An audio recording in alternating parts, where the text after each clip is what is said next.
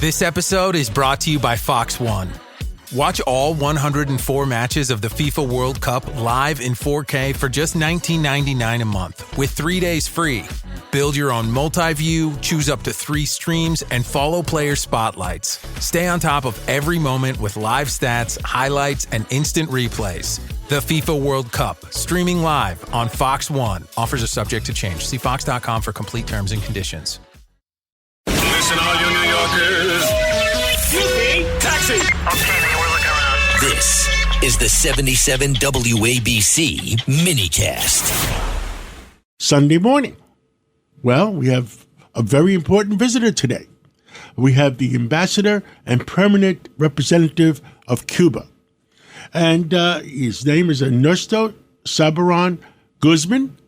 And he feels that the American people should know what the position of his government is and how they feel about getting together. Ambassador Guzmán, welcome to WABC.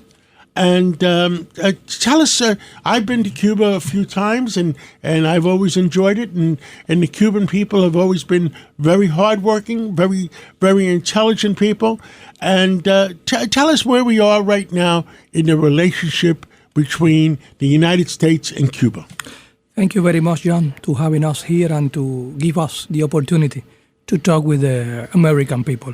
Well, as you mentioned, we are now in a difficult moment in terms of the relation between Cuba and the U.S.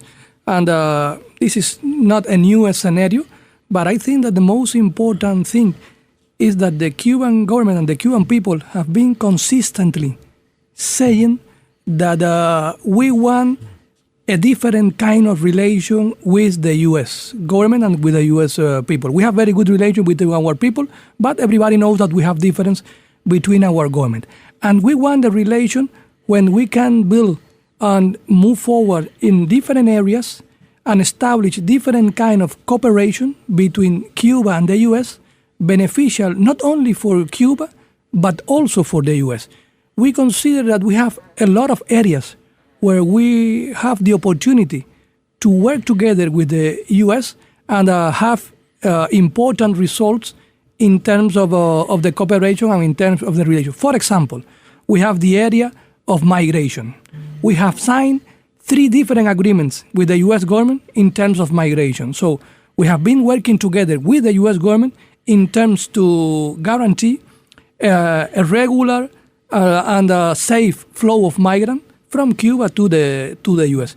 We have been working also very hard with the U.S.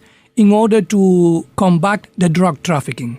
Cuba is in the Caribbean Sea, like everybody knows, so we can work together in order to avoid that drugs arrive to the U.S. coast. We have been working also very hard in the past in terms of health cooperation. We have a very well-known biotechnological industry in Cuba. We produce a lot of effective medicines or biotechnological products in Cuba that could help the American people. For example, right now we are producing a very effective biotechnological product against Alzheimer. Here you have 7 million people that suffer Alzheimer. We have been also working hard with the U.S. in the past in terms of business and opportunities in business and investment opportunities in Cuba. Cuba became just a few years ago the first overall destination for the cruise ship companies based in Florida. So we have a lot of opportunities in the sector of tourism, in the sector of oil production, in the sector of mining, in the agricultural sector. We are not a big country, but we have a market of 10 million people, plus the tourists that arrive in Cuba. So we are talking about a market of around 12, 13, 14 million people, which is a very interesting market for the American companies, most of basically those ones that are based in Florida. So we don't want a confrontation with the U.S. Of course, we are an independent country, we are a sovereignty country, so we have to defend our independence, our sovereignty. But we consider that even with the difference that we know that we have with the U.S. government, we have the opportunity to talk, to establish a bilateral agenda in order to move forward in terms of cooperation and also in order to talk about our difference.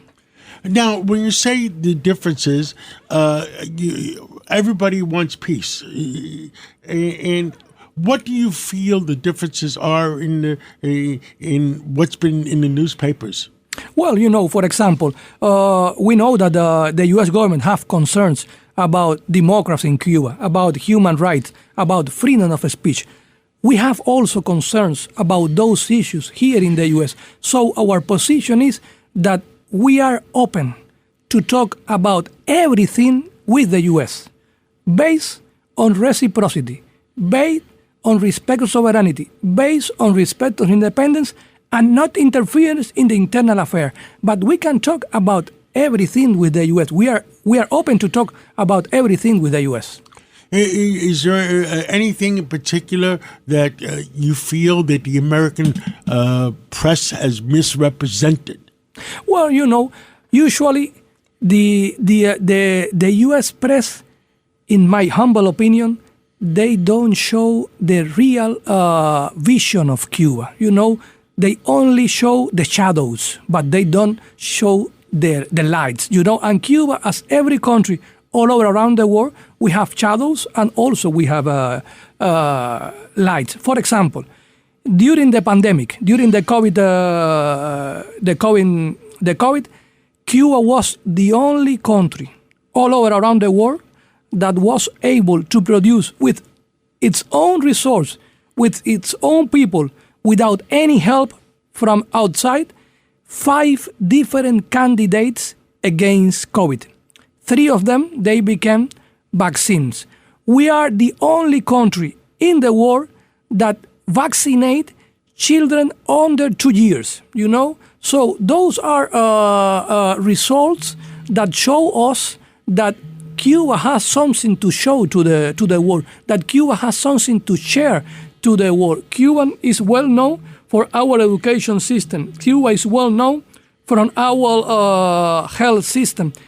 Cuba is the country with the highest rate of gold Olympic medal per habitant in the world. And everything of that, it was a result of the policy that was implemented after 1959 in Cuba. So, as I reiterate, as every country all over around the world, we have something to fix. Yes, but at the same time, we have a lot of results that we can share and we can show to the world. Understood. Anything else you want to tell the American people? No, I just want to reiterate that American peoples are welcome in Cuba. And we saw that a few years ago when they visited Cuba and they returned to the U.S. and they invited some other American people to travel to Cuba because they found there a peaceful country, a safe country, a friendly people. That's what Cuba has to offer to the U.S. Cuba has to offer friendship. Cuba has to offer culture. Cuba has to offer great music. We have a lot of history in terms of the cooperation between our musicians. So we have a lot of things. We are neighbors at the end of the day. So even when we have difference, we have to work both together for a better relation between our countries. Ambassador Guzmán, thank you for stopping by this Sunday morning. And God bless you. God bless your people. God bless America. And I hope we could work together in the near future. Thank you very much. Thank you very much for the invitation and for the opportunity. Thank you. Thank you.